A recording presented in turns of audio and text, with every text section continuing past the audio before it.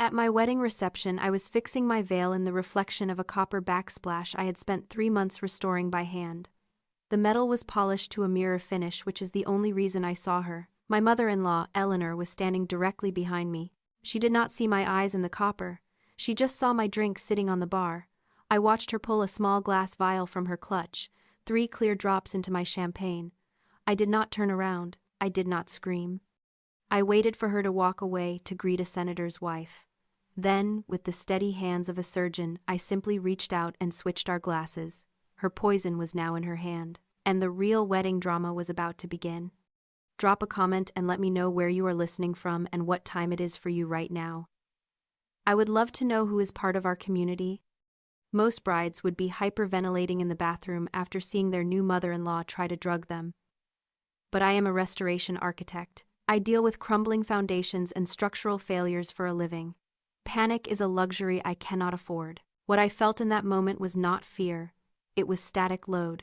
That is the engineering term for the immense silent weight a beam carries right before it decides to either hold the roof up or snap in half. I walked back to the head table, my heels clicking a steady rhythm against the hardwood floor. I checked my pulse.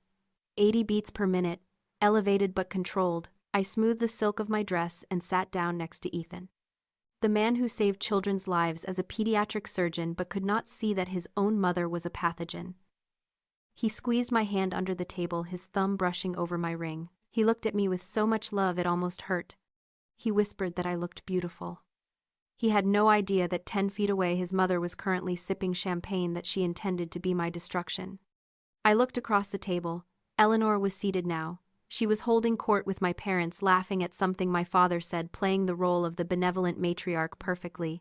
She looked at me. Her eyes were cold, dead things buried under layers of expensive mascara. She raised her glass, my glass, in a silent toast to me. A little smirk that said, "Checkmate, darling." She thought she was the architect of this moment. She thought I was just some lucky girl who had stumbled into her dynasty, a problem to be solved with a checkbook or a vial of chemicals. I picked up my water glass. My hand did not shake. I took a slow, deliberate sip. The water was cold. It tasted like clarity. I watched Eleanor take another drink of the champagne. She was so confident in her cruelty. She had spent the last 2 years trying to bulldoze me, treating me like a squatter in her son's life. She called my work dirty. She offered me 6 figures to disappear. But she forgot one thing about restoration architects. We know exactly where the weak points are. And we know exactly when a structure is about to collapse. I set my glass down. I smiled back at her. And I waited. To understand why I didn't stop her, why I didn't grab her wrist and scream for the police right then and there, you have to understand the architecture of our war. This wasn't a sudden crime of passion. This was the demolition phase of a project Eleanor had been managing for 2 years. From the moment Ethan introduced us, I was a zoning violation in her perfectly curated world. The Sterlings are what people call old money, which usually just means their money is dusty and they are terrified of anyone who actually works for a living. I met Eleanor at the estate inspection. I was wearing work boots and a hard hat covered in drywall dust. She looked at my hands like they were contagious. She asked Ethan right in front of me if he was hiring the help for some remodeling. When he told her I was his girlfriend, she didn't smile. She just said, "Oh." The insults were never loud. They were structural. Small cracks in the foundation, designed to make me collapse. She would forget to invite me to family dinners. She would introduce me to their friends as Ethan's little project manager, ignoring my master's degree and my license. But the real structural failure happened 6 months ago. I was sitting in her library. She slid a creamy envelope across the mahogany desk. Inside was a cashier's check for $100,000. She told me it was a severance package. She said, "You are a lovely girl, Olivia, but let's be realistic. You are new money. You build things. We own things. You will never be comfortable at this table, and I am just trying to save you the embarrassment of trying." I looked at the check. It was more money than my parents made in 2 years. I looked at her. I didn't tear it up. I didn't throw it in her face. I just slid it back across the desk and said, "I think you're underestimating the cost of labor, Eleanor. I'm not for sale." That was the moment her eyes changed. That was when I stopped being a nuisance and became a threat. And threats have to be neutralized. In psychology, there is a concept called an extinction burst. I learned about it when I was studying how stress affects building materials, but it applies perfectly to narcissists. When a toddler realizes that screaming isn't getting them what they want, they don't quiet down. They scream louder, they flail, they break things. They escalate their behavior to a frantic peak right before they finally give up. It is the last desperate explosion of energy to force the world back under their control. The week before the wedding was Eleanor's extinction burst. She realized the bribes hadn't worked, the insults hadn't worked. The wedding was going to happen, so she went scorched earth. On Tuesday, she called our florist and tried to cancel the order, claiming the bride had died in a car accident. The florist, thank God, called me first. On Thursday, I found her in the bridal suite inspecting my veil. When she left, there was a jagged tear right through the lace. She claimed it caught on her ring, but I know the tensile strength of French lace. You have to want to rip it. I fixed the veil with gold thread, a technique I use in restoration. I didn't tell Ethan. I knew that if I told him, she would spin it. She would gaslight him, call me paranoid, say I was stressed and imagining things. She relied on the fact that her behavior was so insane that no rational person would believe it. So when I saw the vial at the reception, everything clicked into place. This wasn't random. This wasn't just hatred. This was the final detonation of her extinction burst. She couldn't stop the wedding, so she decided to ruin the memory of it. She wanted me sick. She wanted me humiliated. She wanted to prove to every high society guest in that room that I was weak, messy, and unworthy of the sterling name. She wanted a disaster. I just decided to let her be the victim of it. The thing about structural failure is that it is rarely instantaneous. Before a building collapses, it groans. The rivets pop, the wood splinters. You just have to be quiet enough to hear it. The reception hall was loud with applause as Ethan finished his speech. He was charming, self-effacing, perfect. He sat down and kissed my cheek, whispering that he was the luckiest man alive. Then the room went quiet. The tapping of a spoon against crystal echoed like a warning bell. Eleanor stood up. She looked regal in her silver gown. She held the champagne flute, the one with the gold rim, the one she had tainted high in the air. The room waited. She smiled at the guests, then turned her gaze to me. It was a predator's smile. Marriage, she began, her voice projecting with that practiced finishing school cadence, is about partnership. It is about knowing who you are and where you come from.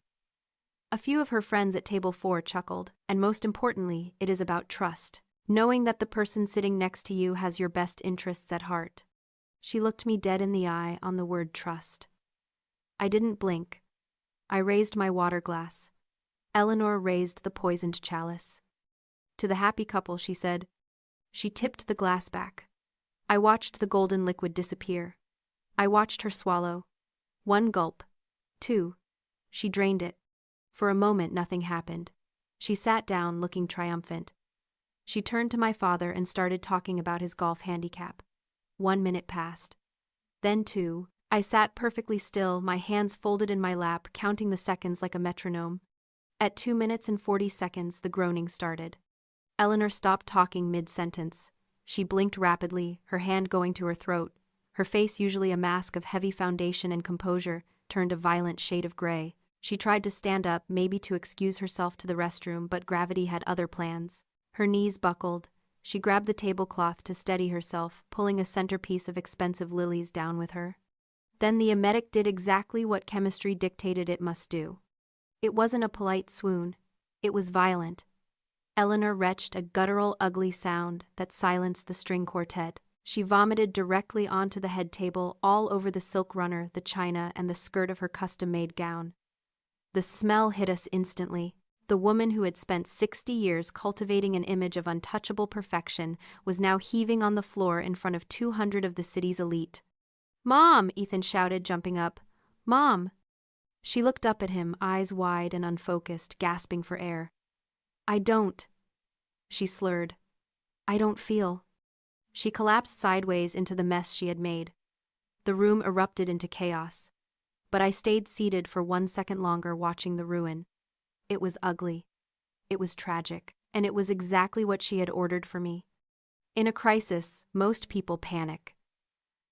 As the guests screamed and crowded around, I stood up and took charge. I told the DJ to cut the music. I directed the coordinator to clear a path for the paramedics. Ethan was on the floor with her, checking her vitals, his surgeon training kicking in. He was shouting commands, pulse-thready airways, clear pupils dilated. The paramedics arrived in 4 minutes.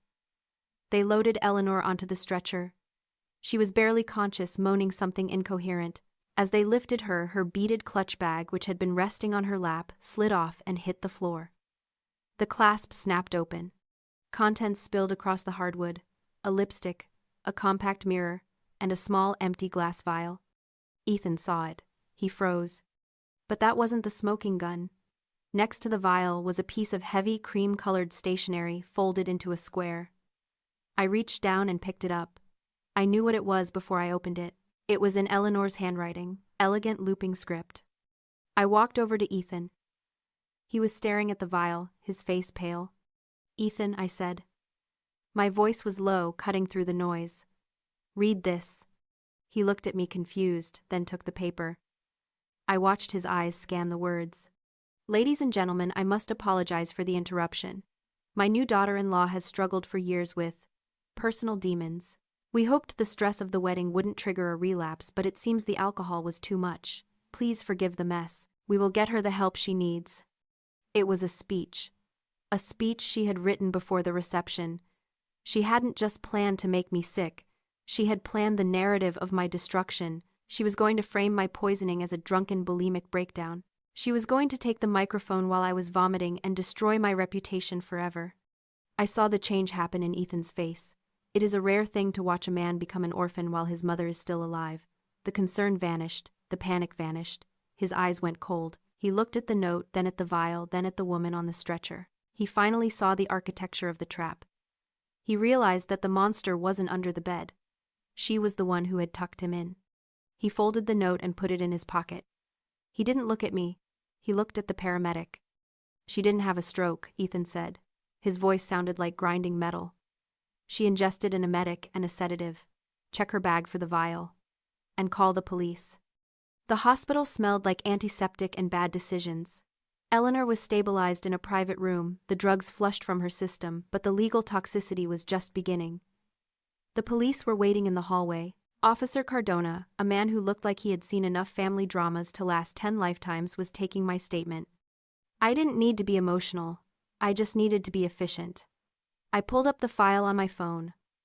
While the paramedics were loading Eleanor, I had texted the venue manager. Because I had restored the Sterling estate, I knew exactly where the blind spots were, and I knew exactly where the 4K security camera behind the bar was angled. I had the footage in my inbox before the ambulance reached the hospital. I showed the officer the video. Timestamp 2:47 p.m. Eleanor looks around. She pulls the vial. She drops the poison. It was high-definition proof of a felony. Ethan walked out of Eleanor's room. He looked 10 years older than he had that morning. He walked past me, past his father, who was sitting with his head in his hands, and went straight to the officer.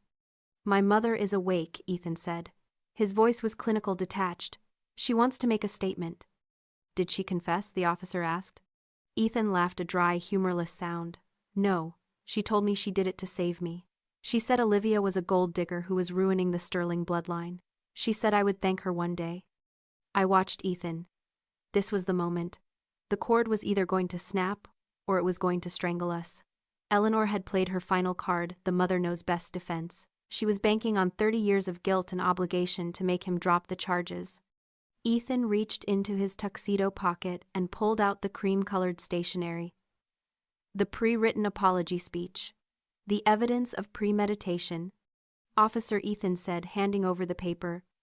"My mother didn't just try to assault my wife. She planned a character assassination. She wrote this before the reception started. This proves intent." "Ethan, don't," his father whispered from the chair. "She's your mother." Ethan turned to his father. "No," he said. "She's a criminal. And if you pay for her lawyer, you're an accomplice." He turned back to the officer. "I am pressing charges, and I am requesting an immediate restraining order for myself and my wife." I watched him sign the statement. It was the most romantic thing I had ever seen. He didn't just choose me. He amputated the limb that was killing us. He cut her off with the precision of a surgeon removing a tumor. There were no tears, just the sound of a pen on paper finalizing the divorce between a son and his toxic origin. It has been 12 months since the wedding. Eleanor is currently serving a 24-month sentence for aggravated assault and reckless endangerment. Her lawyer tried to argue diminished capacity, but the pre-written note destroyed that defense. You can't claim temporary insanity when you drafted a press release about it 3 days in advance. Ethan and I didn't move into the estate. We bought a fixer-upper on the other side of the city. It has good bones, but it needs work. Just like us. I'm sitting at our kitchen table working on a bowl I broke last week. It's a Japanese technique called kintsugi. You don't hide the cracks, you fill them with a lacquer mixed with powdered gold. The philosophy is that the piece is more beautiful for having been broken. The break is where the strength is. For a long time, I thought a perfect marriage meant no conflict. I thought it meant smooth surfaces and easy days. But Eleanor taught me something valuable. She tried to shatter us. She tried to find the stress points and hammer them until we crumbled. But she miscalculated the materials. When we sat in that hospital waiting room watching the police lead her away in handcuffs, Ethan and I didn't fall apart. We fused. The trauma didn't leave a scar. It left a seam of gold. We trust each other with a depth that most couples never reach because they are never tested. I know with absolute certainty that he will choose me, and he knows that I will see the threats he is blind to. I finish the bowl. The gold lines catch the afternoon sun, shining brighter than the original ceramic ever did. It is imperfect. It is jagged. And it is unbreakable. If you believe that toxic family members don't deserve a seat at your table, hit that like button and share this story, and tell me in the comments what's the pettiest thing a relative has ever done at a wedding you attended.